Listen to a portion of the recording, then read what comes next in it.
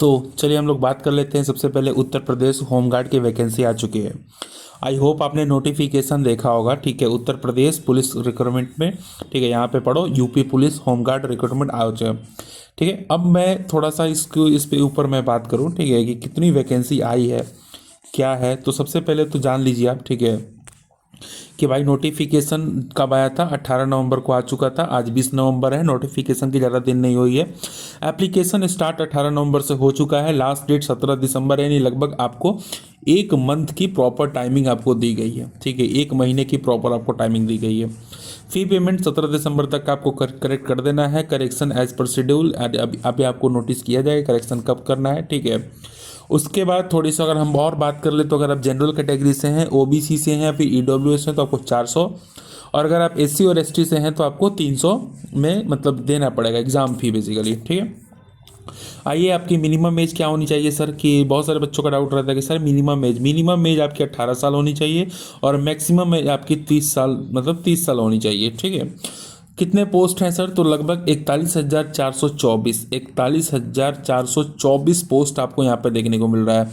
बहुत बड़ी वैकेंसी है यूपी पुलिस यूपी होमगार्ड की तरफ से। ठीक है, अच्छा सबसे बड़ा डाउट सर एलिजिबिलिटी क्या क्राइटेरिया रहेगा, तो टोटल पोस्ट तो आपको यहाँ पे देखने को मिल जाएगा। एलिजिबिलिटी है कि आप 10th पास होने चाहिए। ठीक है, किसी भी रिकॉग्नाइज्ड बोर्ड से आप पास होने चाहिए, चाहे आप यूपी बोर्ड से पास हो चाहे आप सीबीएसई बोर्ड से पास हो, उससे मतलब नहीं है। आपकी एज 18 होनी चाहिए और आप किसी भी रिकॉग्नाइज्ड बोर्ड से पास होने चाहिए। टोटल जो पोस्ट देख रहे हो ना, बहुत बड़ी वैकेंसी है। ठीक है, सभी लोग भर देंगे लगभग। ठीक है, टोटल अभी जनरल के लिए कितनी पोस्ट है ये अपडेट नहीं किया गया है, जैसे अपडेट होता है मैं आपको अपडेट कर दूंगा। अच्छा, सबसे बड़ी डाउट रहती है कि सर सैलरी का क्या सीन रहता है, तो देखो सैलरी का जो सीन है, पे स्केल की अगर हम बात करें तो लगभग 5,200 से लेके 20,200 पर मंथ आपको मिलेंगी in hand salary. Grade pay आपका 2,000 रहेगा। ठीक है, और एस्टिमेटेड मंथली ग्रॉस सैलरी आपकी 25 to 30,000 रहेगी। ठीक है, अलाउंसेस आपके क्या क्या दिए गए हैं, HRA DAT ये सारे अलाउंसेस आपको दिए जाएंगे। भाई ये यूपी की है वैकेंसी। उसके बाद थोड़ा सा और अगर डिटेल में बात कर ले कि सर हाइट, तो हाइट जनरल के लिए अगर आप हैं जनरल ओबीसी और एससी में हैं तो आपको 168 सेंटीमीटर, और अगर आप एससी कैटेगरी से हैं तो 160 सेंटीमीटर। ये मेल के लिए, किसके लिए, मेल के लिए। फीमेल्स के लिए थोड़ा सा अलग है, आप देख लेना। ठीक है, और रनिंग सबसे बड़ी बात होती है बच्चे के डाउट है सर रनिंग, लगभग आपको 4 किलोमीटर 800 मीटर आपको दौड़ना होगा 28 मिनट में, और अगर फीमेल में है तो लगभग आपको 2.5 किलोमीटर दौड़ना होगा 16 मिनट में। ठीक है, तो ये आपकी रनिंग की रहने वाली है। सबसे पहले बात तो मेन भैया यही होता है। ठीक है, अच्छा एग्जाम पैटर्न की बात कर ले सर, एग्जाम ये बिहार वाला नहीं है कि खाली रनिंग पे हो जाएगा, एग्जाम भी होता है। ठीक है, यानी general Hindi, general knowledge, reasoning, और ये आपका रीजनिंग एबिलिटी 150 क्वेश्चन होंगे, 300 मार्क्स के होंगे, यानी एक क्वेश्चन जो होगा वो 2 मार्क्स का होगा।